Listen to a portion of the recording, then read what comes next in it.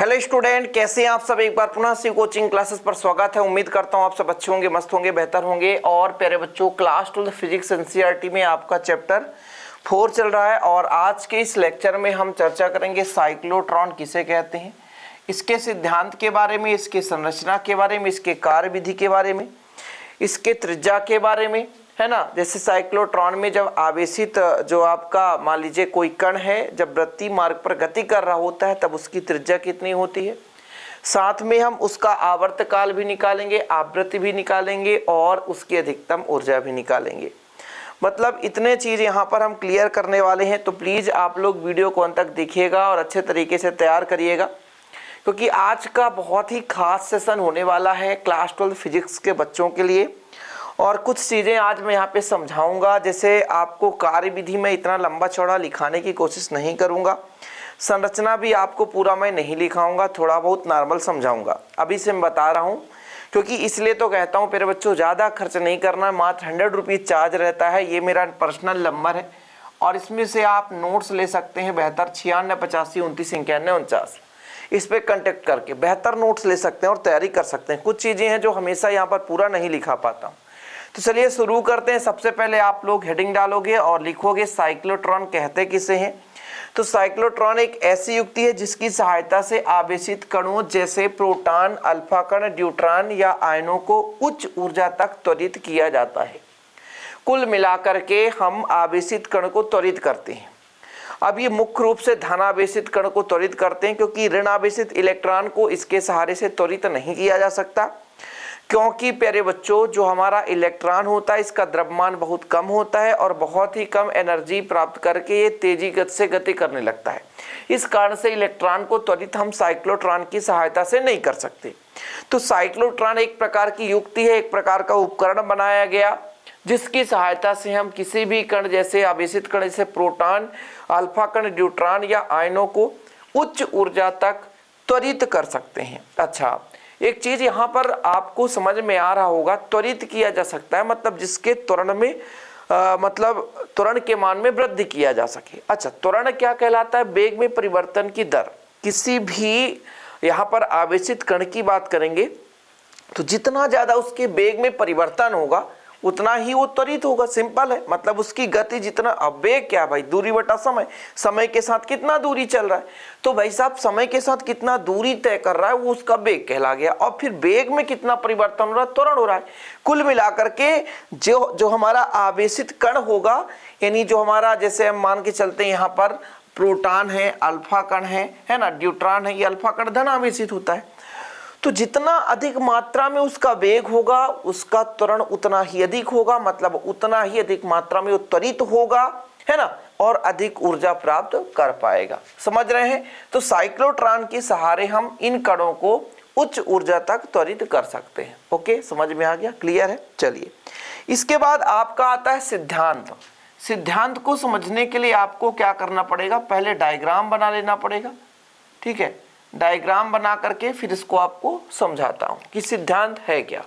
वैसे भी इसके पहले मैंने आपको लॉरेंज बल कराया था और लॉरेंज बल के बाद मैंने कराया था कि जैसे हमारे पास कोई आवेश है वो किसी चुंबकीय क्षेत्र पर प्रवेश करता है तो वृत्तीय मार्ग पर गति करता है। ये चीज आपको पिछले लेक्चर में बेहतरीन रूप से समझाया था कि जैसे हमारे पास एक आवेश है किसी चुंबकीय क्षेत्र पर प्रवेश करता है ना, कोई भी आवेश हो सकता है, मुख्य रूप से धनावेशित कण की बात करते हैं।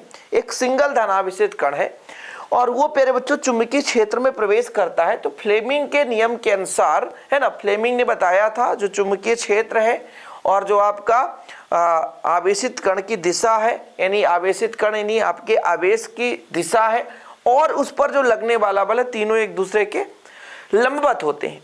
उस आधार पर हमने आपको समझाया था किस प्रकार से वो वृत्तीय मार्ग पर गति करता है। समझ रहे हैं? अब जब वो वृत्तीय मार्ग पर गति करता है तो होता क्या है, साइक्लोट्रॉन में बार बार मतलब एक डीज से दूसरे डीज। अब डीज क्या है सर? पहले डायग्राम ही बना लेता हूं, डायग्राम आपको समझा दूं तभी समझ में आएगा। क्योंकि जब किसी भी कण को हम बार बार क्या करते हैं, वृत्तीय मार्ग पर गति कराते हैं तो उसके वेग में परिवर्तन होता है, वो त्वरित होता है। यही उसका सिद्धांत है मुख्य रूप से, कि किसी धनावेश के कण को हम क्या करते हैं, चुंबकीय क्षेत्र पर प्रवेश कराते हैं। तो वो चुंबकीय क्षेत्र तो वही है, इसके साथ यदि हम विद्युत क्षेत्र के उपस्थिति में यदि गति कराएं तो त्वरित हो जाता है। यही उसका क्या है प्यारे बच्चों, सिद्धांत है। चलिए कोई बात नहीं, डायग्राम बनाता हूं। डायग्राम बनाने के लिए मुझे क्या करना पड़ेगा, सबसे पहले खोखला वृत्ताकार डीज लेना है, डी आकार का डीज। जैसे मैं यहां पे डायग्राम बनाता हूं,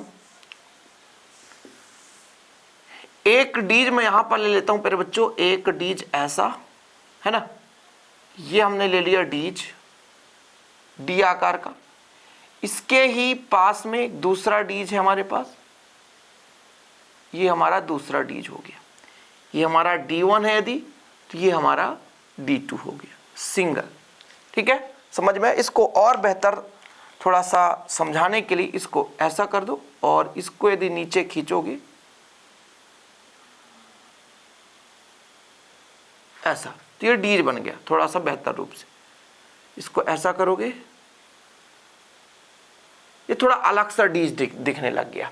ये क्या है कि भाई साहब, कोई भी हमारे पास ये अंदर खोखला रहेगा, अर्धवृत्ताकार के रोमा की आकृति का डी आकार का आकृति है। ठीक है, दो खोखले अर्धवृत्तीय धात्विक कक्ष है। धात्विक कक्ष मतलब धातु के कक्ष हैं।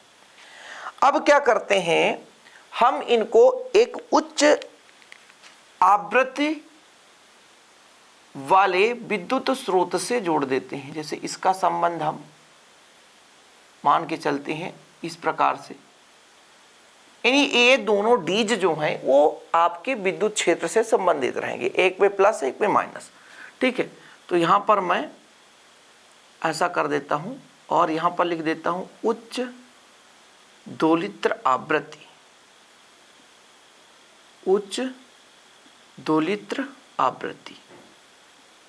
ठीक है, अब ये यहाँ पे जो चुंबकीय क्षेत्र है उसको हम ऊपर नीचे बनाते हैं। जैसे यहाँ पे मैं एक चुंबकीय क्षेत्र बनाता हूँ, तो चुंबकीय क्षेत्र बनाने के लिए हमको दो चुंबक लेना पड़ेगा, और दो चुंबक ले लेता हूँ। एक हमारा यहाँ पे N है, और प्यारे बच्चों दूसरा हमारा S होगा। ये डायग्राम बना रहे हैं। चुंबकीय क्षेत्र बनाने के लिए हमको दो ध्रुव लेना पड़ेगा, एक N और एक S हो गया। ठीक, अब देखिए ये किस प्रकार से होता है।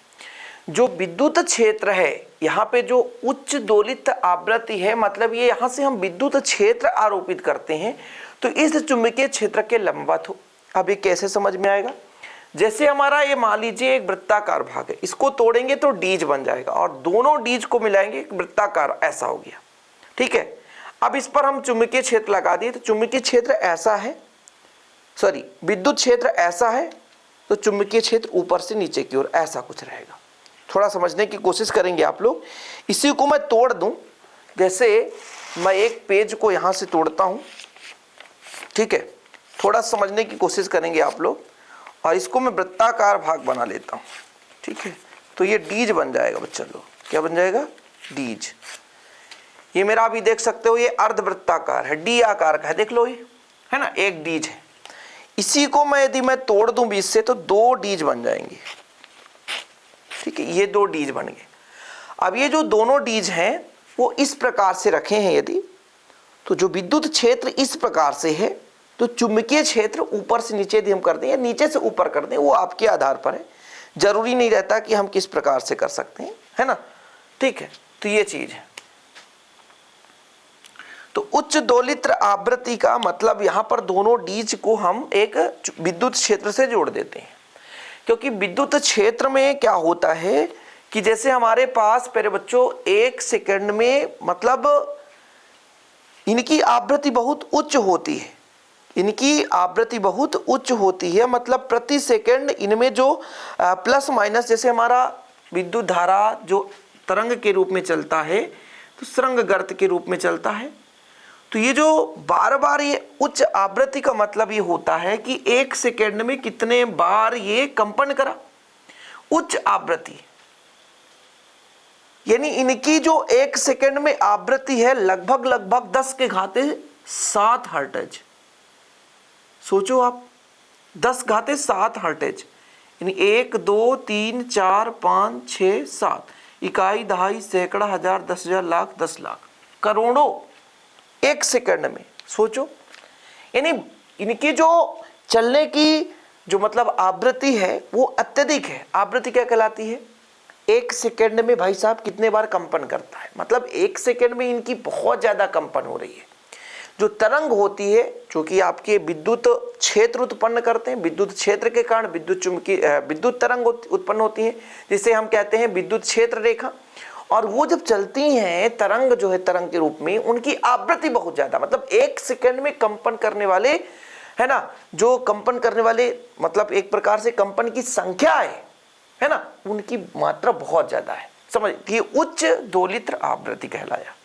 थोड़ा हर एक शब्द को समझाना जरूरी था, क्योंकि यदि आपको समझ में नहीं दिक्कत हो, 10⁻7 हर्ट्ज यानी 1 सेकेंड में बहुत ज़्यादा बार ये क्या करते हैं प्यारे बच्चों, तरंग अर्थ के रूप में कंपन कर रहे होते हैं। ठीक है, तो ये समझ में आ गया कि ये 2 डीज बन गया यदि इस प्रकार से, तो ये दोनों डीज हैं। अब इन दोनों डीज को हम एक क्या करते हैं, विद्युत क्षेत्र से जोड़ देते हैं। हमने विद्युत क्षेत्र से जोड़ दिया। उच्च दोलित आवृत्ति मतलब यहाँ से जो भी विद्युत क्षेत्र यहाँ पर आएगा, है ना, जो भी यहाँ पर विद्युत क्षेत्र उत्पन्न किया जाएगा, उसकी जो आवृत्ति है बहुत ज्यादा है। अब हम क्या करते हैं, एक हम जहां से हम आवेश प्राप्त करते हैं, जैसे यहां पर बोला गया कि साइक्लोट्रॉन एक ऐसी युक्ति है जिसकी सहायता से आवेशित कण को त्वरित करते हैं, जैसे प्रोटॉन, अल्फा कण, न्यूट्रॉन। तो उसको प्राप्त करने के लिए कहीं ना कहीं हम एक यहां पर स्रोत लेते हैं। आवेशित कण का स्रोत है जहां से हम क्या कर सकते हैं, आवेशित कण को प्राप्त करते हैं। तो ये स्रोत बन गया। कुल मिलाकर के हमारा डायग्राम कंप्लीट हो गया। और जैसे ही प्यारे बच्चों यहां पर जब ये आपका क्या आवेश है इस प्रकार से वृत्तीय मार्ग पर गति करता है और इसका जो है त्वरण बहुत ज्यादा मात्रा में हो जाता है, तो फिर इसको हम विक्षेपित प्लेट की सहायता से, जैसे हमारे पास ये धनावेश युक्त है तो उसको ऋण आवेश युक्त प्लेट के पास ले जाते हैं तो वो बाहर निकल जाता है और उसे हम प्राप्त कर लेते हैं। क्या कर लेते हैं, प्राप्त कर लेते हैं। तो जैसे हमने D1 इधर माना है, D1 माना है, तो यहाँ से हम विक्षेपित प्लेट कर देते हैं। इधर से ये विक्षेपित प्लेट है और इसका संबंध यहाँ से कर सकते हैं। तो यहाँ से भी आप विक्षेपित प्लेट लगा सकते हो ऐसा करके, ताकि यदि ये ऋण आवेशित कर देंगे ना तो भाई साहब जो हमारा यहाँ पे त्वरित आवेश है वो बाहर निकल जाएगा। इतना क्लियर है? देखो डायग्राम थोड़ा आप समझने की कोशिश करोगे तभी आपको समझ में आएगा, अन्यथा समझ में नहीं आएगा। विक्षेपित प्लेट है क्योंकि यहाँ से आवेश निकलेगा, यहाँ से आवेश क्या, जैसे मान लो प्लेट यहाँ पे लगा दी, प्लेट यहाँ पे लगा दी, अब वो खींचेगा, यहाँ से धन आवेश है तो यहाँ पे मान लीजिए एक छोटा सा गेट लगा रहता है, दौर लगा रहता है निकलने के लिए, तो आवेश को ये खींचेगा और ये जो आवेश निकलेगा यहाँ पे, तो ये आवेश यहाँ तक पहुँच जाएगा। कहाँ तक, लक्ष्य। लक्ष्य मतलब जहाँ पर उसको हम एकत्रित करना चाहते हैं। तो इस प्रकार से आपका ये कंप्लीट हो जाता है।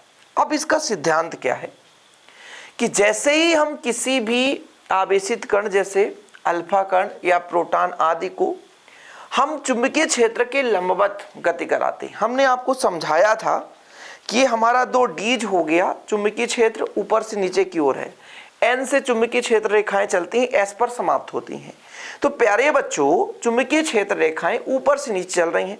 अब इसके लंबवत समझ रहे हो, चाहे ऐसा जाए चाहे ऐसा जाए, चुंबकीय क्षेत्र ऐसा है। तो जैसे मैंने कहा यहाँ पर हमारा एक आवेशित कण है, तो चाहे ऐसा गति करे चाहे ऐसा गति करे, चाहे डीज ऐसा हो चाहे डीज ऐसा हो, डीज यदि ऐसा है तो ऐसा गति करेगा। तो जो लंबवत जैसी गति कर रहा होता है, तो जैसे ही चुंबकीय क्षेत्र पर आवेशित कण को लंबवत गति कराया जाता है तो वो आवेशित कण वृत्तीय मार्ग पर मुड़ जाता है और वो वृत्तीय मार्ग पर गति करने लगता है।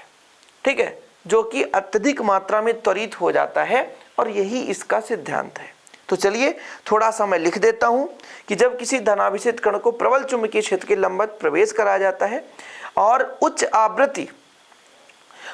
आवृत्ति के विद्युत क्षेत्र में बार बार गति कराया जाता है तो त्वरित हो जाता है। ठीक है, लिख दूं कि लिख लोगे आप लोग? चलो, कुछ लोग नोट्स नहीं लेना चाहते हैं, बेहतर रूप से तैयारी करते हैं भाई साहब, तो कोई दिक्कत नहीं है। चलो, जब आवेशित कण को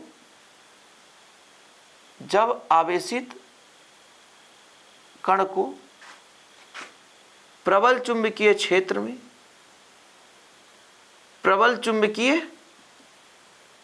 में लंबवत प्रवेश कराया जाता है, लंबवत प्रवेश कराया जाता है कराया जाता है तथा प्रबल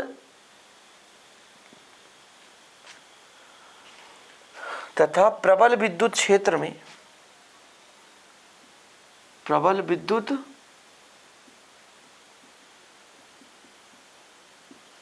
में क्या किया जाता है, गति कराया जाता है ना। बार बार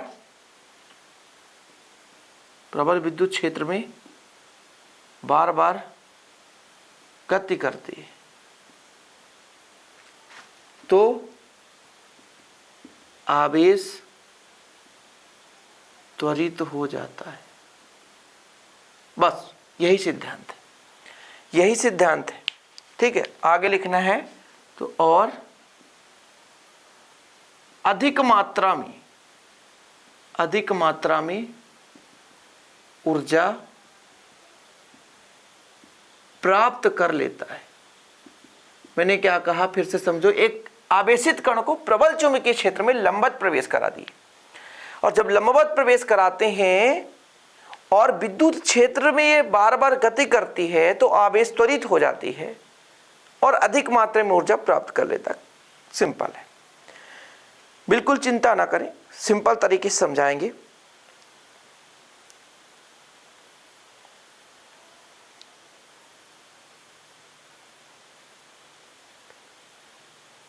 ठीक है, स्क्रीनशॉट ले लिए आप लोग।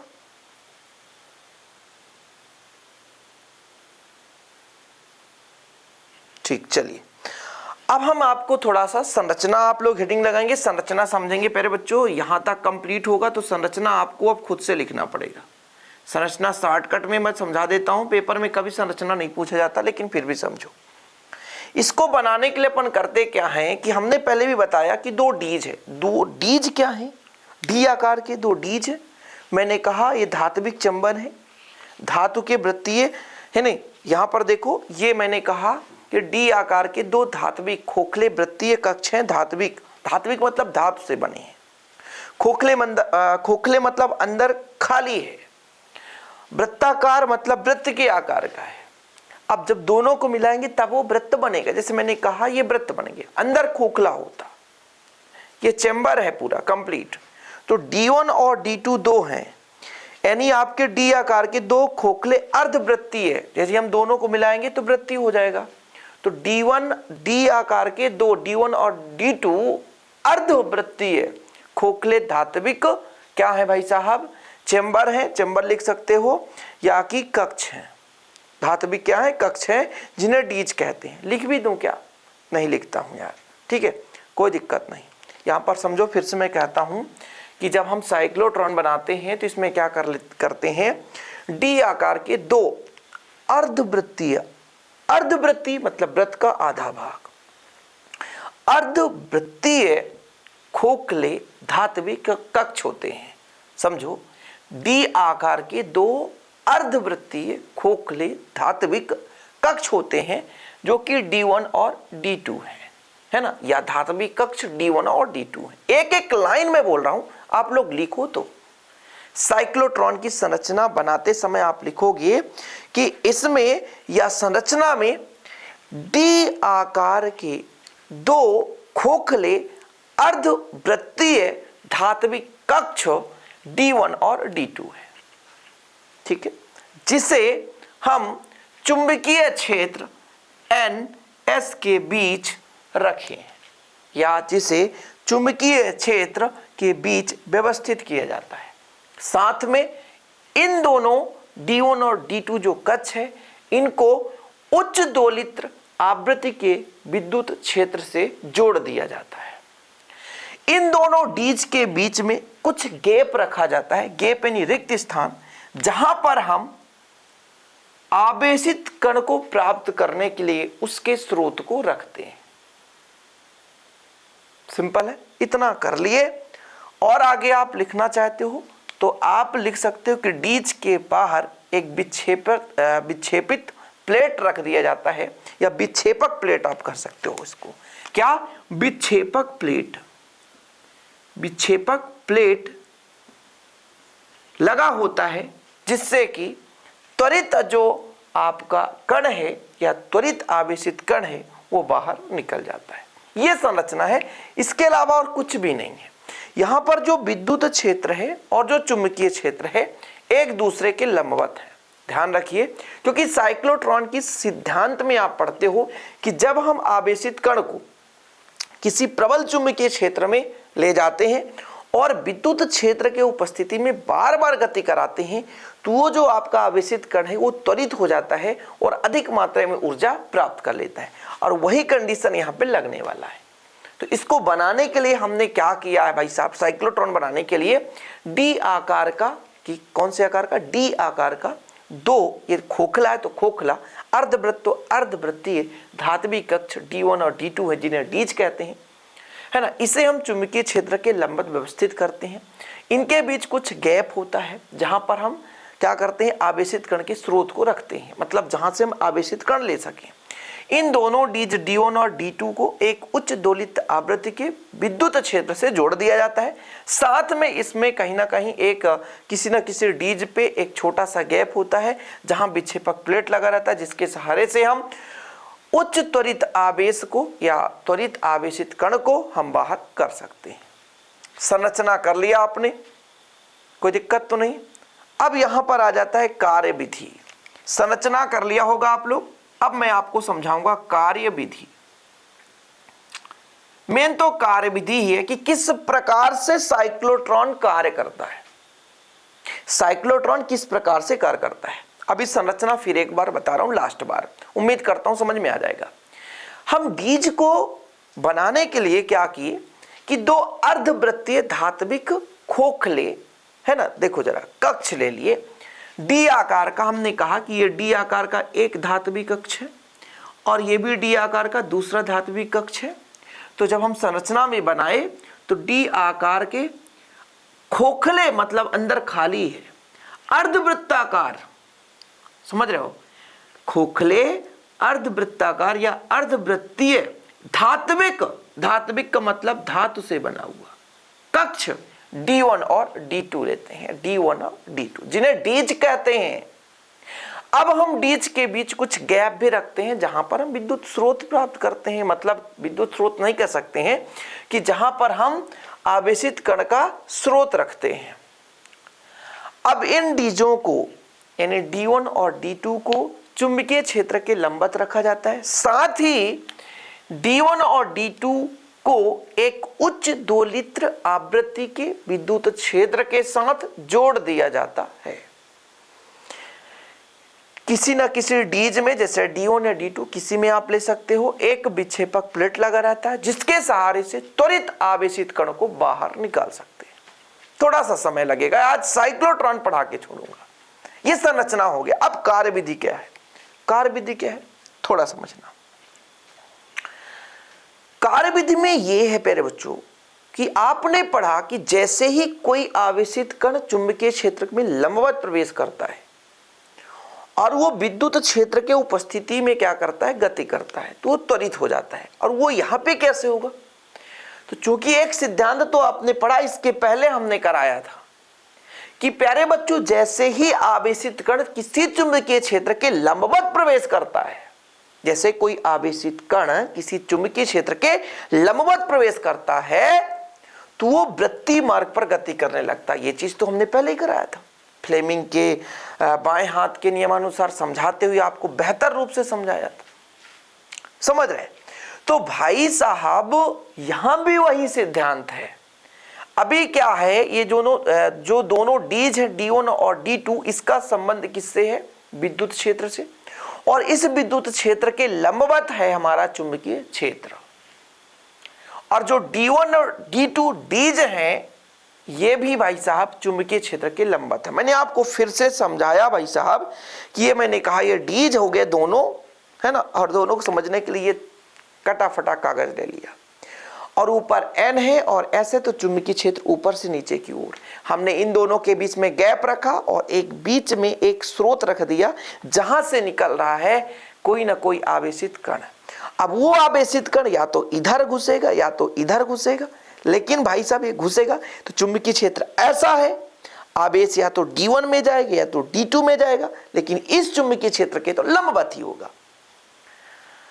आवेश चुंबकीय क्षेत्र के लंबवत ही हो, अन्यथा वो वृत्तीय मार्ग पर गति नहीं करेगा। तो भाई साहब मैंने कहा ये डीज हैं दोनों, बीच में हमारे पास आवेशित कण निकालने के लिए स्रोत रखा है। इसका संबंध हमने कह दिया, दो वायर निकाल दिया और उच्च दोलित आवृत्ति की विद्युत क्षेत्र से कर दिया। अब विद्युत क्षेत्र भी ऐसा है, समझ रहे हो थोड़ा सा, विद्युत क्षेत्र मान लीजिए ऐसा ही है और चुंबकीय क्षेत्र ऐसा है, तो एक दूसरे की लंबवत है, ऐसा चीज है। और जो हमारा आवेश ऐसा जाएगा, समझ रहे, ऐसा मान लो विद्युत क्षेत्र है, ऐसा चुंबकीय क्षेत्र है, आवेश या तो इधर जाएगा या तो इधर जाएगा, तो सबके लंबवत हो जाएगा। ठीक है, समझ में आया? तो अपन करते क्या है, थोड़ा समझने की कोशिश करेंगे। सबसे पहले तो अपन यहां पर ये जो स्रोत है, ये स्रोत से कोई ना कोई आवेशित कण लेते हैं। क्या करते हैं? आवेशित कण लेते हैं, और ये आवेशित कण निकलता है तो इसको इस प्रकार से अरेंज करते हैं। जैसे हम मान के चलते हैं, प्यारे बच्चों थोड़ा समझने की कोशिश करेंगे। जैसे उच्च दोलित्र आवृत्ति, उच्च दोलित्र आवृत्ति, एक सुरंग एक गर्त, एक सुरंग एक गर्त, एक सुरंग, तो यदि सुरंग है उसे पॉजिटिव और यदि गर्त है तो उसे निगेटिव मानकर चलते हैं। तो ये जो उच्च दोलित्र आवृत्ति के कारण D1 D2, कभी D1 ऋणात्मक होगा तो D2 धनात्मक होगा, और जब D1 हमारा क्या होगा, धनात्मक होगा, तो D2 ऋणात्मक होगा। वो किस लिए? इस तरंग के भांति के कारण। ये जो हमारे पास चुंबकीय क्षेत्र है, कुछ मिल इस प्रकार से आपके पास वहां से निकल रही है, जिसके कारण कभी ये धन तो कभी ऋण, तो कभी धन तो कभी ऋण है। ठीक है, समझे कुछ? कि भाई साहब जैसे ही आवेशित कण अपने जगह से निकलेगा तो इनको इस प्रकार से व्यवस्थित किया जाता है, क्योंकि इस पे भाई धनात्मक यदि हम आवेश ले लेते हैं तो कहीं ना कहीं ऋणात्मक क्षेत्र की ओर प्रवेश करेगा। जैसे मान के चलते हैं कि जैसे यहां से हमारे पास कोई कण निकला, प्रोटॉन ही निकला, अब इस स्थित पर हमारा D1 जो है ऋणात्मक विभव पर है, यानी ऋणात्मक है। कैसा है? ऋणात्मक है। और जब वो ऋणात्मक विभव पर है तो प्यारे बच्चों हमारा जो प्रोटॉन है वो ऋणात्मक की ओर ही प्रवेश करेगा। सही बात है कि नहीं? क्योंकि विपरीत में आकर्षण और समान में प्रतिकर्षण। फिर से समझो, माना जैसे ही आवेशित कण अपने स्रोत से निकला और वो आवेशित कण प्रोटॉन है, और उसी समय पे मान के चलते D1 ऋणात्मक विभव पर है, तब जो हमारा इलेक्ट्रॉन है, सॉरी प्रोटॉन है, वो डीज D1 में प्रवेश कर जाएगा। जैसे मैं यहीं पे कहता हूं डीज D1 में यहां से प्रवेश कर गया, यहां से ही डायरेक्ट प्रवेश कर गया, प्रवेश तो कर गया। अब देखो, ये जो हमने डीज कहा, मैंने कहा खोखला है, अंदर खाली है, अंदर कछु नहीं है, कुछ भी नहीं, सब कुछ रिक्त है, और हमारे प्रोटॉन साहब अंदर चले गए हैं, धनावेशित कण है। तो अब अंदर तो विद्युत क्षेत्र शून्य है, क्योंकि किसी भी खोखले चालक के अंदर कोई आवेश नहीं, यानी इसके कारण, उच्च दोलित आवृत्ति के कारण। और प्यारे बच्चों जब कोई आवेश नहीं तो कोई विद्युत क्षेत्र नहीं, वहां पे इलेक्ट्रिक फील्ड नहीं है, तो फिर वहां पे इलेक्ट्रिक फील्ड काम नहीं करेगा। वहां पर काम कौन करेगा? वहां पर आपका चुंबकीय क्षेत्र, मैग्नेटिक फील्ड काम करेगा। अब आपने पढ़ाई है कि जैसे ही आवेश लंबवत प्रवेश करता है चुंबकीय क्षेत्र में तो वृत्तीय मार्ग पर मुड़ जाता है। तो जैसे ही प्यारे बच्चों हम मान के चलते हैं कि D1 ऋणात्मक विभव पर है, D2 धनात्मक विभव पर है, तो जो हमारा ये जो प्रोटॉन का कण था, जो आवेशित कण है, वो कहां प्रवेश कर जाता है? D1 में प्रवेश कर जाता है। और D1 में प्रवेश क्यों किया? क्योंकि D1 जो है ऋणात्मक विभव पर था। अंदर जो है खोखले गोले के अंदर, यानी अर्धगोलाकार भाग के अंदर, ये अर्धगोलाकार भाग है, खोखला है, अंदर विद्युत क्षेत्र शून्य है, लेकिन चुंबकीय क्षेत्र कार्य कर रहा है। तो चुंबकीय क्षेत्र के कारण जो आवेश है वो वृत्तीय मार्ग पर मुड़ जाता है, और जैसे ही D1 पर है ना, D1 से बाहर निकलता है, उसको इस प्रकार से अरेंज किया जाता है विद्युत दोलित आवृत्ति को कि जैसे हमारा जो कण है, आवेशित कण है, एक छोटा सा आवेश है, और जैसे D1 से बाहर आता है तो D1 जो है धनात्मक विभव पर हो जाता है और D2 जो है ऋणात्मक विभव पर हो जाता है। जैसे आवेशित कण जो है D1 से निकलता है उसी स्थिति पर इसको इस प्रकार से अरेंज किया जाता है, इस प्रकार से इसे मैनेज किया जाता है, इस प्रकार से इसे सेट किया जाता है कि जो हमारा आवेशित कण है वो D1 से निकला और तुरंत D2 में चला जाए तो D2 जो है ऋणात्मक विभव पर हो जाए। क्यों? क्योंकि जैसे ही यहां से निकलने की कोशिश करेगा वैसे ये धनात्मक पर होगा और D2 ऋणात्मक पर होगा तो D2 बोलेगा बेटा मैं ऋण हूं, आ जाओ, तुम्हारी स्वागत करने के लिए तैयार हूं, और वो आवेशित कण D2 में प्रवेश कर गया। अरे यार कितना लंबा चौड़ा है, ऐसे नहीं समझ में आएगा बच्चा लोग। साइक्लोट्रॉन है यार, इसको समझाने के लिए भी मेहनत लगता है। फिर से समझो, मैंने कहा कि इस स्रोत से आवेशित कण निकला और उसी क्षण D1 ऋणात्मक विभव पर था और जैसे ऋणात्मक विभव को देखा कौन? धन। तो धन कहां भागा? ऋण में, क्योंकि विपरीत में प्रतिकर्षण नहीं आकर्षण होता है। तो आकर्षण के कारण D1 में घुस गया अंदर। अब अंदर क्या बिल आ गया भाई, विद्युत क्षेत्र तो कह दिया कि विद्युत क्षेत्र भाई अंदर तो कार्य नहीं कर रहा है। तो बेटा साहब इसीलिए तो चुंबकीय क्षेत्र लगाया गया है। अब चुंबकीय क्षेत्र क्या करता है? बोलता है रुक बेटा, तू अंदर आ गया तो तेरे को निकालने के लिए भी मेरे पास तरकीब है। उन्होंने कहा तुझे मैं वृत्ति मार्ग पर मोड़ दूंगा, तुझे रास्ता दिखाऊंगा, बाकी तेरा आगे काम तुम्हारी मर्जी के अनुसार है। तो भाई साहब क्या किया? जैसे ही आवेश प्रवेश करा वैसे चुंबकीय क्षेत्र के कारण वो वृत्ति मार्ग पर मुड़ गया, और जैसे मुड़ा तो फिर से कहा बॉर्डर पे आ गए। अब बोले भैया जी हम अंदर से बाहर जाएंगे क्योंकि अंदर विद्युत क्षेत्र नहीं है। और जैसे ये वहां पर निकलने की कोशिश किए वैसे D1 ऋण में था, अब धन में हो गया। इसको ऐसा अरेंज किया जाता है और D2 ऋण में हो गया। अब जैसे निकलने की कोशिश की, मैं अब भागूंगा। D2 बोला बेटा सुंदर सी लड़की, बोले आ जाओ भैया। बेटा मोह गया और अंदर जाने की कोशिश किया क्योंकि विपरीत है और विपरीत में आकर्षण हो नहीं है। और जैसे ही प्यारे बच्चों D1 से निकला तो D2 ऋणात्मक विभव पर, और फिर से जो हमारा थोड़ा सा कहीं ना कहीं वेग बढ़ा रहा होगा, त्वरित थोड़ी सी कहीं ना कहीं अधिक हो गई होगी, लेकिन फिर से D2 में गया और फिर D2 में वही कंडीशन हो रहा है जो D1 में हो रहा था। D2 में फिर से अंदर अर्धगोला है, अर्ध खोखला है ना, वृत्ताकार भाग है, अर्धवृत्ताकार खोखला धात्विक चैम्बर है, एक प्रकार से कक्ष है। उसके अंदर भी हमारे पास क्या है? विद्युत क्षेत्र कुछ नहीं है, लेकिन चुंबकीय क्षेत्र जी तो पहले से विराजमान है। बोले बेटा चिंता मत करो यार, हमारे रहते तुम्हें किस बात का गम, तुम परेशान मत हो, तुम बेहतरीन रूप से घूमो, स्कूल में अटेंडेंस लगाने की हमारी जिम्मेदारी। तो भाई साहब हमारे जो चुंबकीय क्षेत्र बोले हम भी वृत्ति मार्ग पर मुड़ देंगे, और यही क्रम चलता रहता है। जैसे पुनः D2 से निकलने की कोशिश करेगा तो D2 धनात्मक हो जाएगा और D1 पुनः ऋणात्मक हो जाएगा, और फिर से आवेश D1 में प्रवेश कर जाएगा। और जब बार बार प्रत्येक गति करता जाता है तो जब तेजी से भैया उसका जो मान है अत्यधिक त्वरित हो जाता है, वेग उसका बढ़ जाता है, और इस प्रकार से वो ज्यादा मात्रा में एनर्जी ग्रहण कर लेता है, ऑब्जर्व कर लेता है। और ये प्रक्रिया बार बार दोहराई जाती है और अंत में एक छोटी सी खिड़की लगी रहती है, एक छोटा सा छिद्र बना होता है जिससे इसको हम विक्षेपक प्लेट के माध्यम से बाहर निकालते हैं और लक्ष्य तक प्राप्त कर लेते हैं।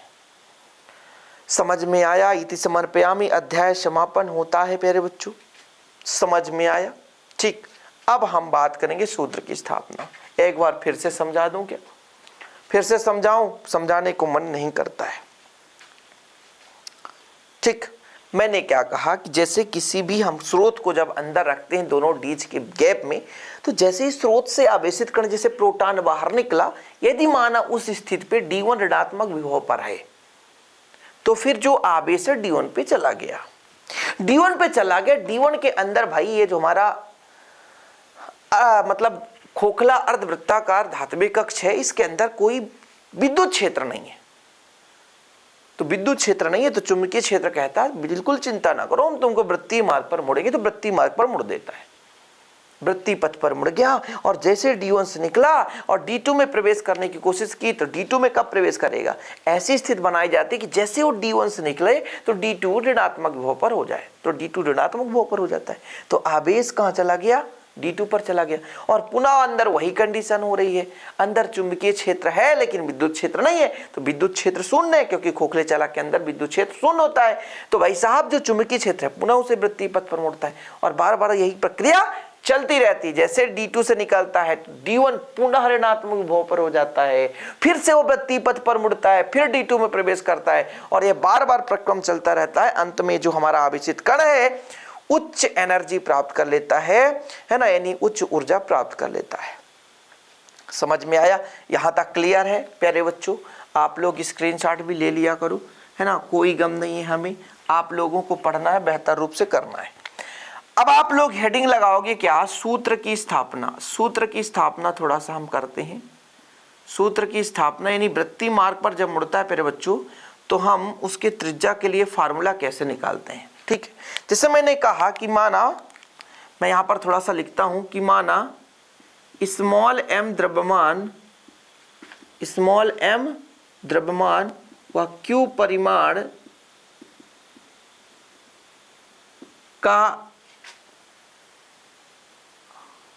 परिमाण का आवेश, माना मैंने क्या कहा, आवेश कितना है, q परिमाण का है और द्रव्यमान जिसका स्मॉल m है। ठीक है, आवेश चुंबकीय क्षेत्र में लंबवत प्रवेश करता है, लंबवत प्रवेश करता है। अच्छा बच्चा लोग, जब लंबवत प्रवेश करता है तो एक लॉरेंज बल लगता है, तब F बराबर QVV है ना, और ये साइन 90 डिग्री बराबर कितना हो जाएगा, QVB, चूंकि साइन 90 का मान कितना होता है, 1 होता है। ठीक है, कोई दिक्कत? ये लॉरेंज वाला है। मैंने क्या कहा कि जैसे ही लंबवत प्रवेश करता है तो उस पर एक बल कार्य करता है, क्योंकि आपने पढ़ा है कि किसी चुंबकीय क्षेत्र पर यदि आवेश कंपन कर रहा है, गति कर रहा है, घूम रहा है, विचरण कर रहा है तो उस पर एक बल लगेगा जिसे हम लॉरेंज बल कहेंगे।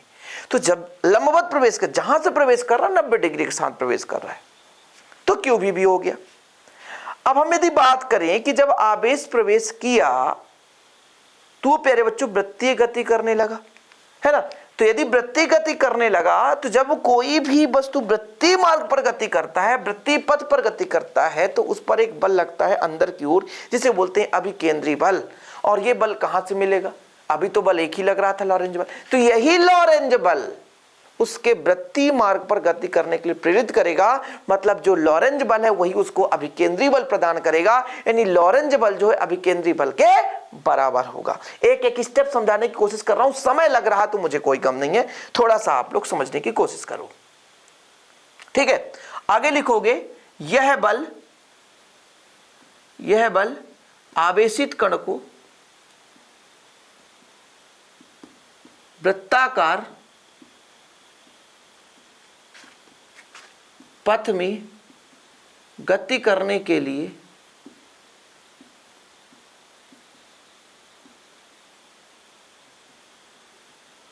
आवश्यक अभिकेंद्री बल प्रदान करता है।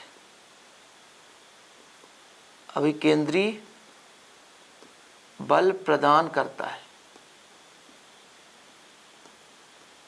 अभिकेंद्री बल प्रदान करता है। और जब अभिकेंद्री बल प्रदान करता है तो प्यारे बच्चों इसलिए हम कह सकते हैं कि ये जो अभिकेंद्री बल है, m द्रव्यमान का कण है, तो mv²/r, r जहां पर वृत्त की त्रिज्या हो गई, ये फार्मूला है। यानी लॉरेंज बल जो है आपका, लॉरेंज बल किसके बराबर हो जाएगा? अभिकेंद्री बल के बराबर।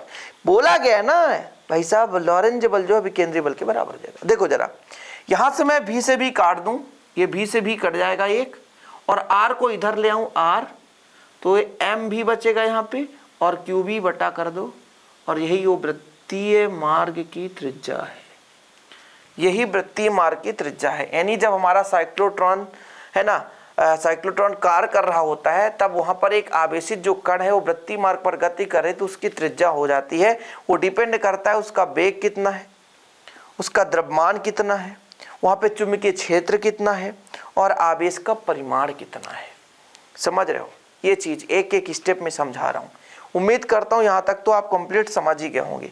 मैं यहाँ पे एक छोटा सा स्टेप बता दूँ मेरे बच्चों, जो मैंने यहाँ पे लिखा है क्यू वी बी बराबर एम बी स्क्वायर बट्टी आर, तो मैंने आपको कहा जो लॉरेंज बल है, कौन सा बल है, लॉरेंज बल, ये जानते हो कौन सा बल देता है, अभिकेंद्री बल। कौन सा बल, अभिकेंद्री बल, और दोनों एक दूसरे के बराबर है, दोनों एक दूसरे के बराबर है। तो उम्मीद करता हूं इतना क्लियर हो गया होगा, और इतना क्लियर हो गया हो तो फिर आगे चलें। ये त्रिज्या है मेरे बच्चों, ये क्या है, त्रिज्या है। इसके अंदर मैं क्या निकाल सकता हूं, अर्धवृत्ताकार पथ में कितना समय लग रहा है, वृत्ताकार पथ में भी मैं निकाल दूंगा, अर्धवृत्ताकार पथ में भी, ठीक है।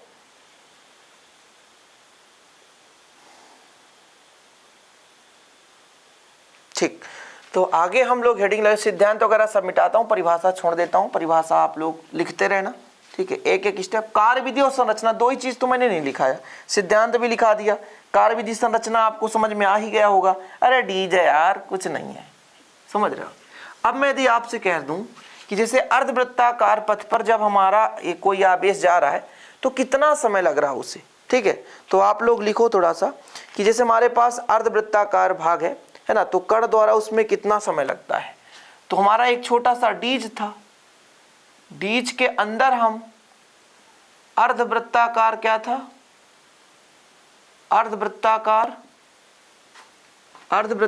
भाग में गति करने के लिए, गति कर रहा था, गति करने के लिए कण को लगा समय, लगा समय। सर समय कहां से आएगा, सर समझ में नहीं आ रहा, समय कहां से हम ले आएंगे, समय जिसे टी से दर्शाते हैं, समय बराबर होता है दूरी बटा चाल, दूरी बटा चाल, ठीक है। अच्छा, ये जो हमारा त्रिज्या था इसका स्मॉल आर था, थोड़ा समझने की कोशिश करो। सर वृत्त की जो परिधि होती है 2 पाई आर, तो यहां से यहां तक आएगा तो हमारा हो जाएगा पाई आर, सही है, नहीं आ रहा समझ में। मैं कह रहा हूं ये वृत्त है, इसकी टोटल लंबाई यदि स्मॉल आर केंद्र है, वो त्रिज्या है, इसकी टोटल लंबाई इसकी परिधि होगी 2 पाई आर के बराबर, ठीक है। तो मैं यदि यहां से 20 से डिवाइड कर दूं तो प्यारे बच्चों इसकी ये परिधि हो जाएगी अर्धवृत्ताकार की पाई आर, पूरे की 2 पाई आर, तो पाई आर हो गई। यहां तक से यहां तक यदि कोई आवेश यहां से प्रवेश किया, अंदर से बाहर निकल रहा है तो पाई आर कर रहा है, कितना, पाई आर। चाल कितना है, तो भी है तो भी कर दो, तो टी का मान आया, किसका मान आया, टी का मान। अब मैंने रेडियस निकाल कर रखा है, रेडियस मान निकाला है, कितना है, आर का मान देखो एम भी बटा ये भी तो भी, और क्यू भी तो क्यू भी कर दो, भी से भी काट दो तो पाई एम बटा क्यू बी। ये आ गया फिर बच्चों अर्ध वृत्ताकार खोखले कक्ष में जब आवेशित कण गति कर रहा होता है तो कितना समय लगता है अर्धवृत्ताकार भाग में, ठीक।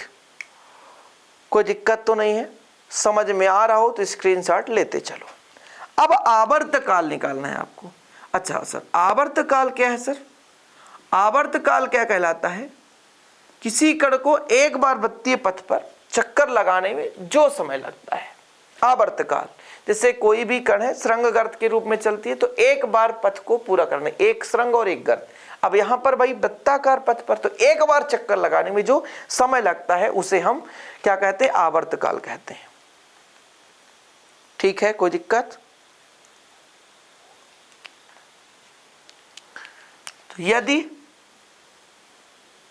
आवेशित कण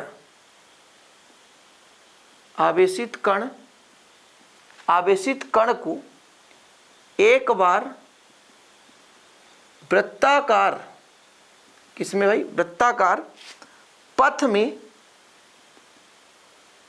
गति करने के लिए लगा समय टी हो, तो देखो जरा समझने की कोशिश करेंगे। ये जो टी है वो पूरे के लिए है और ये टी है तो आधे के लिए। तो आधे में यदि हम 2 गुना कर दें, आधे में यदि हम 2 गुना कर दें तो पूरे के लिए निकल कर आ जाएगा। सही है ना। तो हमारे पास t का मान है पाई m, t का मान है पाई m, तो 2 का गुणा कर देंगे 2 पाई m बटा क्यू बी। ये लो बस, और कछु नहीं है, इतना ही है भाई साहब। ये आवर्तकाल निकल आया, ये आवर्तकाल निकल आ गया। इतना आगे क्लियर हो गया हो तो फिर आगे चले।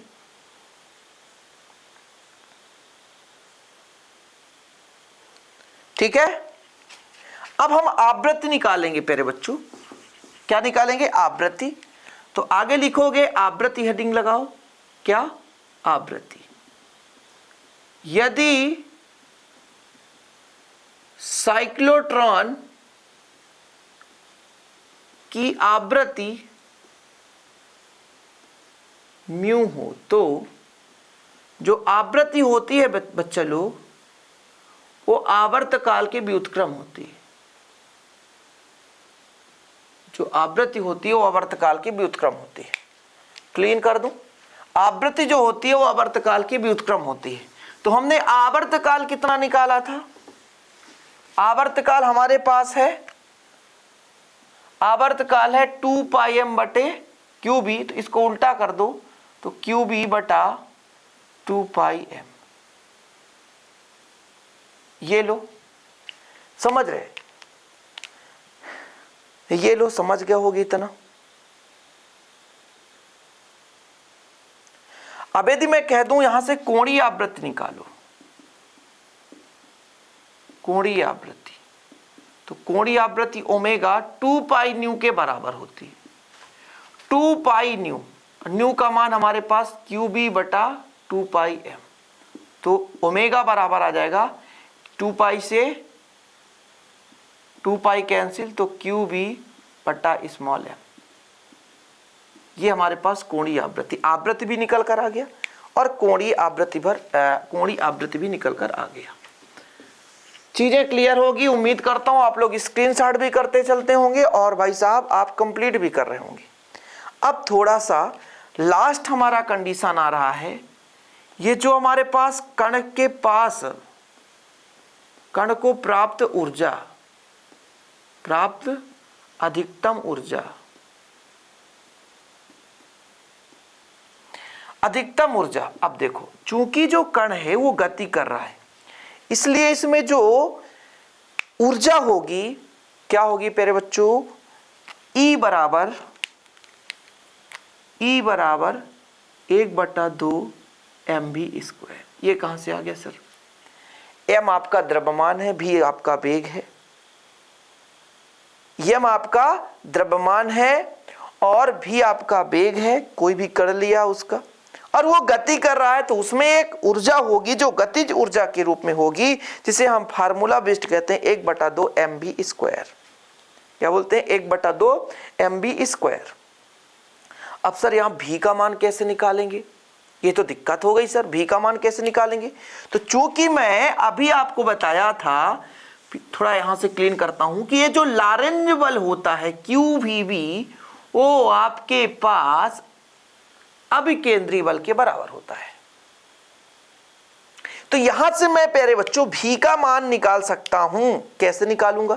देखो, एक v से v काट दो, कितना बचा? QB बराबर MRV।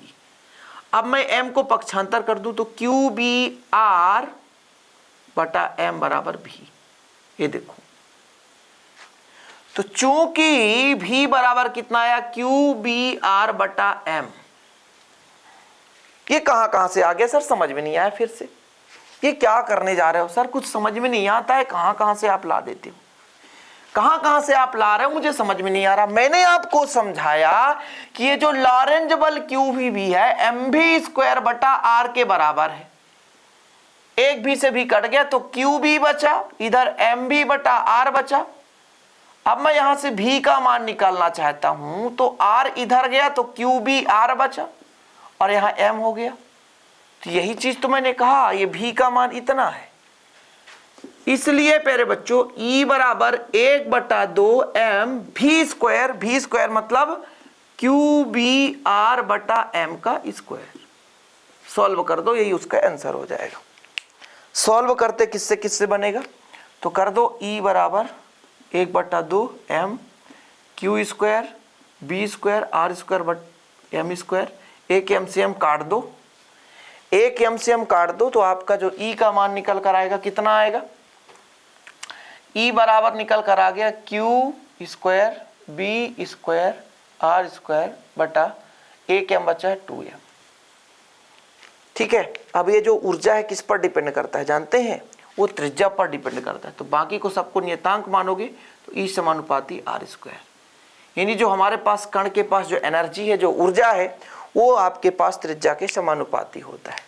तो पूरा कंप्लीट करा दिया यार, साइक्लोट्रॉन की परिभाषा, संरचना, कार्यविधि, सिद्धांत, सूत्र की स्थापना, साइक्लोट्रॉन की त्रिज्या है ना, वृत्ताकार जो पथ पर गति कर उसकी त्रिज्या, त्रिज्या के साथ साथ प्यारे बच्चों उसकी आवृत्ति, कोणीय आवृत्ति, आवर्तकाल, अर्धवृत्ताकार पथ पर कितना समय लगता है, तो कंप्लीट करा दिया। उम्मीद करता हूं कि आप लोग अच्छे तरीके से तैयार कर लेंगे। और हाँ प्यारे बच्चों, पहली बार आए हैं तो चैनल को प्लीज़ विजिट करें, सब्सक्राइब कर लें। यार छोटे मोटे हम लोग हैं, इसलिए तो कहना ही पड़ेगा कि आप लोगों के सपोर्ट से ही हम यहाँ तक हैं और आगे भी ऐसे रहेंगे। बस आप लोग हमारे साथ रहें और हम आपके साथ रहेंगे। जय हिंद, वंदे मातरम। कमेंट बॉक्स में भी आप लोग जय हिंद जरूर लिखा करें, हमें थोड़ा सा मोटिवेशन देने के लिए। बच्चा लोग चलिए, take care, bye bye, love you.